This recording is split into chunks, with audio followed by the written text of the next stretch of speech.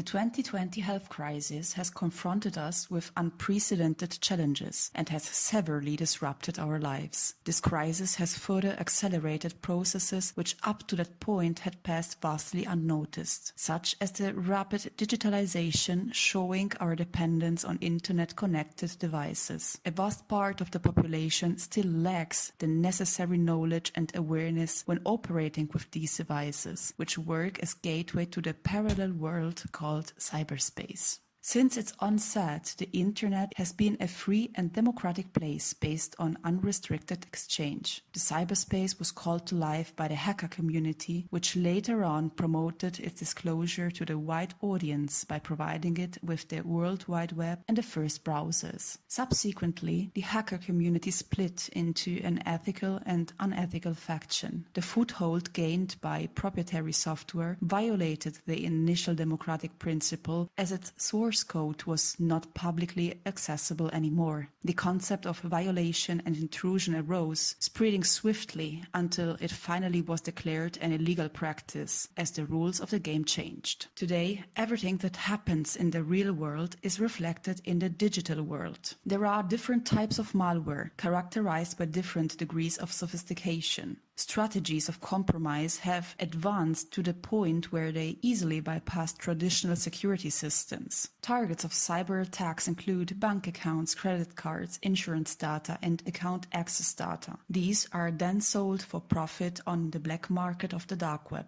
The best and only protection is comprehensive cyber literacy, because the persisting cyber ignorance is no longer sustainable in the digital age. Brute force attacks, for example, can simply be prevented by proper password management. The lack of adequate investment by companies in IT security has allowed cybercriminals to exploit system and human factor vulnerabilities to their advantage. Companies had long underestimated the resulting damage to their reputation and assets. Ransomware continues to be the main threat. In order to protect against it, firewalls are just as necessary as employee training, cyber hygiene, and encrypted network communication. Large corporations, essential service providers, and government institutions are now growing to be more resilient against cyber threats posed by nation-state actors called APTs. The goal of such attacks is to sabotage or spy on the infrastructure or governance of other states, as well as to exfiltrate sensitive information and intellectual property. Security breaches, political destabilization, economic warfare, or sabotage of other states are considered forms of covert warfare. In the past, states' borders were breached with armies and tanks. Today, this is done with digital weapons in cyberspace, which NATO in 2016 declared as the fifth domain of war after air, land, sea, and space. The first nation-state attacks between 2007 and 2010 initiated the cyber war. Although this type of war does not cause massive casualties, the impact on societies is nevertheless calamitous, as it disrupts services and causes supply shortages. In addition to economic damage and hardship for civilians, it also fuels people's distrust of institutions. Major attacks